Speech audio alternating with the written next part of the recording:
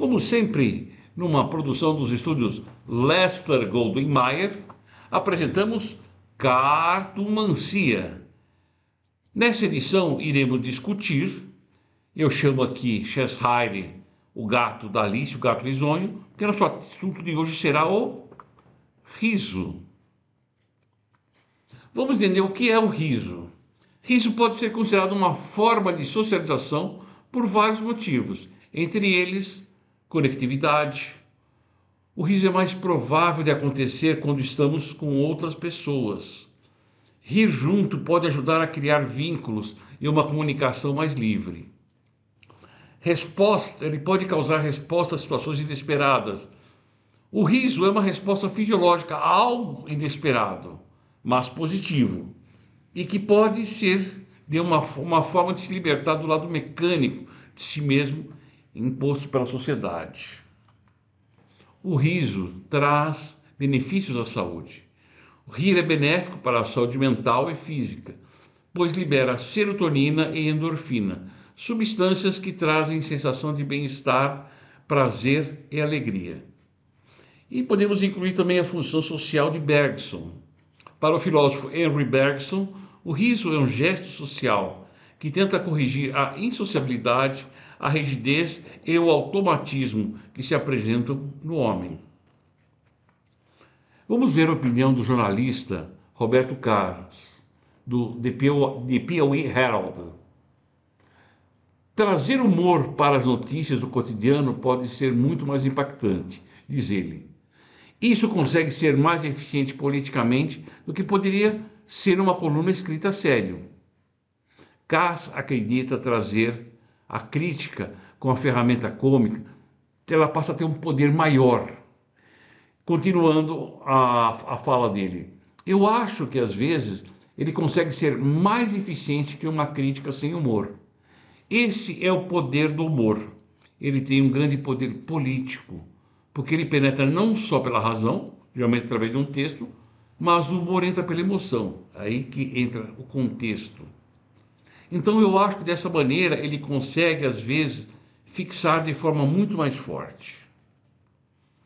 Vamos ver essa relação texto e contexto em uma charge do tempo da ditadura que o Brasil passou após o golpe de 64. Nós temos aqui 4 mulheres perguntando: cadê o Rubem Paiva? Cadê o Onestino? Cadê o Bacuri? Cadê o Berlino? Bem, vocês provavelmente não sabem que essas pessoas, mas foram pessoas que foram sequestradas durante a ditadura, foi uma ditadura sangrenta, mortas, e as famílias sequer tiveram direito a um cadáver para velar. Elas perguntam a esse sujeito que ele fala que elas tomaram Doril. Bem, vamos analisar então nesse contexto. Repare que existe atrás desse homem 2 homens armados. Parece ser um contexto de violência, típico de ditaduras. O próprio sujeito que dá a explicação, ele também está armado. E o fato dele usar uma gravata, ele representa o Estado, o poder. Então ele está dando uma informação oficial. O que ele quer dizer que eles tomaram Doril? Existia um analgésico nessa época com o nome de Doril. Eu vou mostrar a propaganda para vocês entenderão o contexto. Olha, parece incrível, mas até agora eu estava com uma dor de cabeça horrível. Tomei Doril, a dor sumiu. Tome Doril e dê adeus à dor de cabeça. Bem, você percebeu que ele trouxe Doril, esse remédio, adeus à dor de cabeça. A dor de cabeça para a ditadura eram as pessoas que lutavam contra a ditadura. Essas pessoas que foram sequestradas e mortas. Então, por isso que ele dizia que essas pessoas tomaram Doril, desapareceram. Uma história, ela pode ser bem ou mal contada. Deem uma olhada nesse quadrinho. O personagem, a Dona Isaura, um personagem criado pelo cartunista Junião. Uma menina, parece estar numa escola, está sentada numa carteira, beijar sapo. Ela está se referindo àquele dito popular que a gente beija um sapo e ele vira príncipe, né? Ela continua, fazer faxina até aparecer uma fada e um sapatinho de cristal. Repare que é uma menina negra, né? Parece que se está condicionando que faxina é para essas pessoas. Ficar trancada, bancando a bela adormecida até o príncipe chegar. Professora, tô fora desse negócio de ser princesa. Ou seja, ela está se rebelando contra o que a sociedade quer moldar no comportamento da mulher. Sabe aquele bela recatada do lar? Aqui eu pego uma charge que saiu no jornal inglês já há algum tempo. Eu adaptei aqui para nossa situação, com esse slogan, diga não às drogas, né? E está uma professora na porta da sala dela, já tomaram sua Ritalina hoje? Sim, professora, né?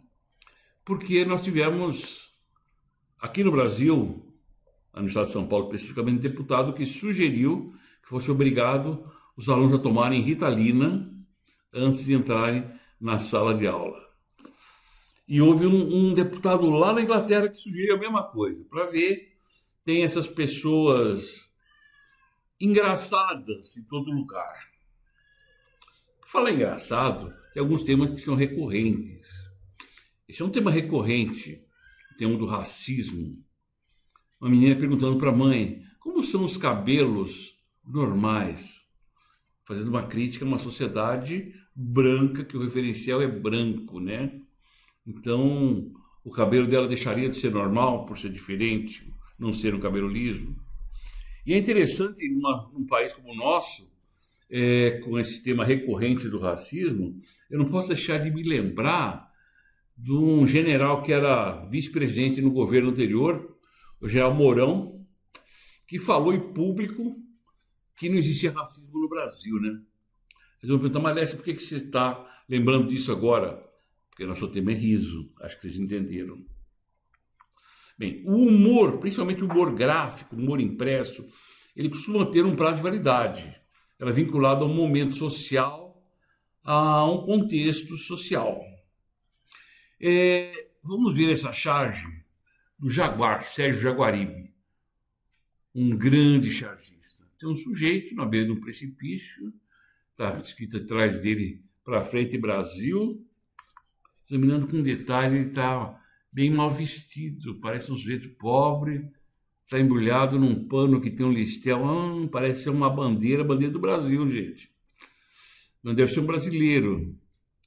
E atrás aquele slogan, para frente Brasil. Bem, se esse cara for para frente, ele vai cair. E repare que existe uma corrente prendendo o pé dele. Isso não significa liberdade, né? E veja a explicação, aquela corrente para frente. Para vocês talvez não faça nenhum sentido. Então eu vou contextualizar com um filme de época, era um filme feito pelo governo federal, que passava na televisão, um filme altamente alienante.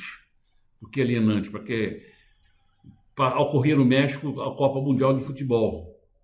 E o Brasil estava participando, então falava, não, o importante é que nós somos campeão de futebol.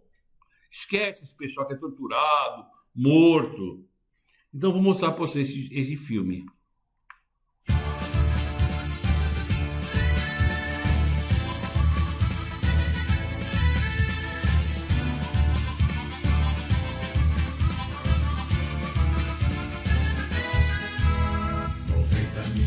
Em ação, pra frente Brasil, do meu coração.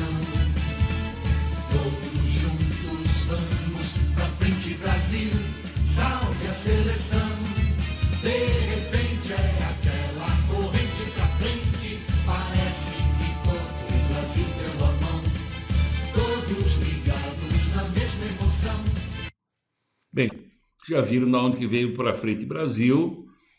Tem aquela corrente para frente, né? Então, muitas vezes as coisas são passadas no contexto. Acho que quem for mais atento reparou que esse slide ele tem uma cor, os outros slides não tem, né?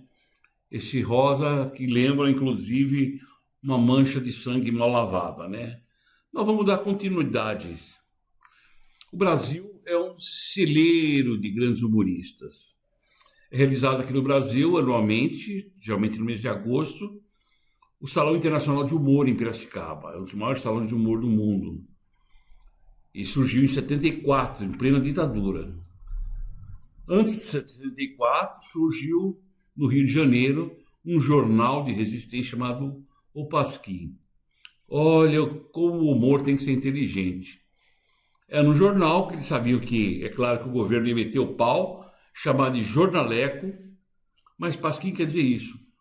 Eles mesmos já assumiram a piada e chamaram de Pasquim o jornal. O jornal foi tão incômodo para a ditadura que houve uma oportunidade que toda a diretoria do jornal foi presa.